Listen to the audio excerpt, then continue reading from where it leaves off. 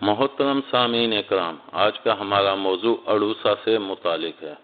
بڑے صغیر پاک و ہند میں ایک کہاوت مشہور ہے، جب تک اڑوسا کا پودا موجود ہے، دق و سل کے مریضوں کو مایوس نہیں ہونا چاہیے۔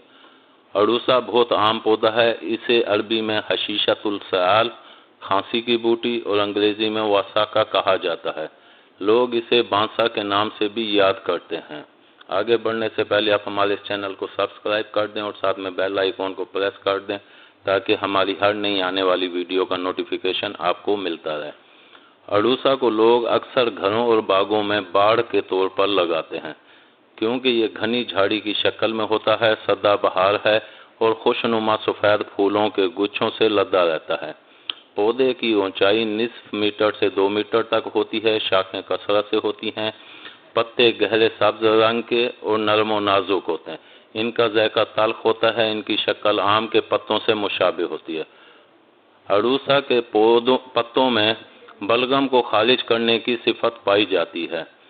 اس کے ساتھ پھیپھڑوں کی ہوائی تھیلیوں کو پھیلانے اور اس کا تشنج دور کرنے میں بھی مفید ہے۔ ان میں جراثیم کو مارنے اور زخموں کو بھرنے کی صلاحیت بھی پائی جاتی ہے، اس لیے انہیں کھانسی، دمہ، سل و دق میں تنہا اور دیگر دوائیوں کے ساتھ استعمال کرایا جاتا ہے۔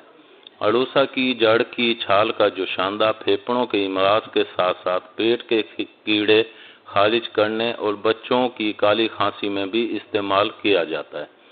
اڑوسا کے پتوں میں کیڑوں کو ہلاک کرنے کی صفت بھی موجود ہے، اس لیے انہیں سائے میں خشک کر کے ان کا باریک صفوف بنا لیتے ہیں اور فصلوں یا پودوں میں کیڑا لگنے کی صورت میں یہ صفوف ان پر چھڑک دیا جاتا ہے۔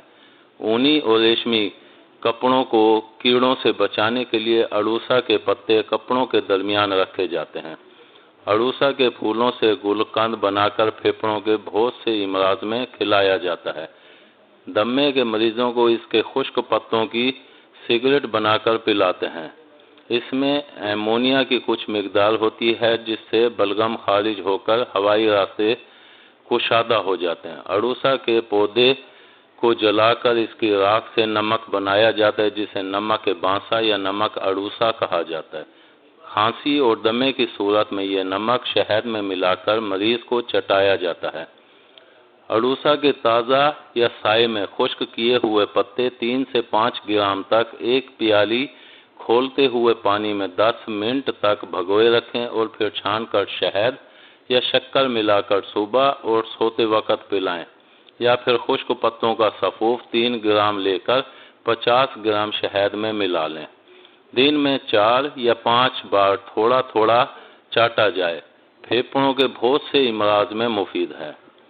آسانی سے دستیاب ہو جانے والے اس مفید پودے سے پوری طرح فائدہ اٹھانا چاہیے، کیونکہ یہ مفید ہونے کے ساتھ ساتھ نقصان دہ نہیں ہے۔ امید ہے آپ کو ہماری یہ ویڈیو پسند آئی ہوگی۔ پسند آنے کی صورت میں اسے لائک کریں، کمنٹ کریں اور شیئر کرنا مت بھولیں۔ ملتے ہیں اگلی ویڈیو تک۔ اللہ حافظ۔